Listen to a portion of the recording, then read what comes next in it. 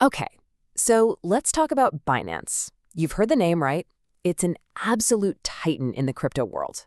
But have you ever stopped to ask a question that sounds simple but is actually surprisingly tricky? And that is, where can you actually use it? The answer, well, it's not so straightforward, and it tells us a whole lot about the state of crypto today. So, let's do this. Let's go on a bit of a world tour. We're going to map out exactly where Binance operates, where it's totally off limits, and what that really tells us about the global crypto landscape. First stop, its biggest strongholds. All right, first up, we're diving into Europe and Asia. You can think of this as the heartland of Binance's global operations. This is where its presence is the most established, the most deeply rooted. I mean, just take a look at Europe. We're talking about near total coverage here. From huge EU economies like Germany and France, to massive financial hubs like the UK and Switzerland, and even key players like Turkey. You know, this isn't just a foothold. This is deep, deep integration into the European market. Now, let's hop over to Asia. And you know what? We see a really similar story of strength. Binance is well established in major tech and finance hubs like Japan, South Korea, and Singapore. Plus, it's in countries with massive crypto adoption, like Vietnam. It's a really powerful position to be in. But, as you can probably see, there's a giant question mark right in the middle of this map. And this is where our story takes its first big turn. Because for all its strength across Asia, there is one glaring continent-sized gap in its coverage. That's right, mainland China. Now, despite the founder's roots and the absolutely massive market there, Binance is absent. So why? Well, it pretty much boils down to one word: regulation. China's super strict crypto laws create a hard border, and that's a key theme we're going to see pop up again and again on our trip. Okay, next stop on the tour, the Americas. And here, the situation isn't just one story, it's really two. It's a classic tale of two continents with a really clear dividing line running right between North and South. This really shows that divide perfectly, doesn't it?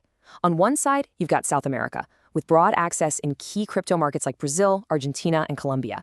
Then, on the other side, North America, where the global platform is just conspicuously missing from the major markets. It's a total night and day difference. And this gets us to the most crucial point for this whole region. If you're in the United States, you simply cannot use the main Binance.com platform. Now, there is a separate regulated company called Binance.us, but trust me, it's a different beast entirely, with a much more limited selection of assets. So for our global tour, the world's largest economy is effectively a no-go zone. All right, let's keep this journey moving. Our next stop is the regions that a lot of people see as the next major frontiers for crypto adoption. We're talking about Africa and the Middle East. Binance is making a huge push here, and it's pretty easy to see why. In Africa, you have these countries with huge, young, super tech-savvy populations and incredibly high crypto adoption rates, places like Nigeria, South Africa, and Kenya. Then in the Middle East, you've got these forward-thinking financial hubs like the UAE and Bahrain that are actively competing to attract crypto businesses. These aren't just new markets, they are the future growth engines of the entire industry. Okay, so we've traveled the globe. Now it's time to zoom out and put all these different pieces together. What does this whole global map of access actually tell us? What's the big takeaway?